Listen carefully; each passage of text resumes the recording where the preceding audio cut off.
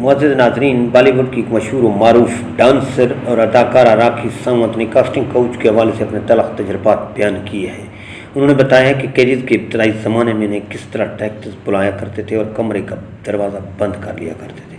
राखी सावंत ने अपने साथ बीते कई चौंका देने वाले वाक़यात का इंकशाफ किया है। राखी ने बताया है कि इन्हें फिल्म प्रोड्यूसर्स और डायरेक्टर्स गलत इरादों से कॉल किया करते थे। मेरा नाम पहले नीरू भेड़ा था। जब मैं ऑडिशन के लिए जाती तब डायरेक्टर्स प्रोड्यूसर मुझे टैलेंट दिखाने के लिए बोलते थे। मुझे नहीं पता था कि वो किस टैलेंट की बात कर रहे हैं। राखी ने कहा कि जब मैं अपनी तस्वीर लेकर जाती थी तो मुझे अंदर बुलाकर दरवाज़ा बंद कर दिया करते थे। मैं किस तरह मुश्किल से वहाँ से निकल कर भागती थी। उन्होंने मज़ीद बताया कि मेरी माँ अस्पताल में कचरा उठाने का काम करती थी। तब हमारे पास खाने के लिए भी पैसे नहीं होते थे। हम दोनों लोगों का बचा हुआ खाना खाया करते थे।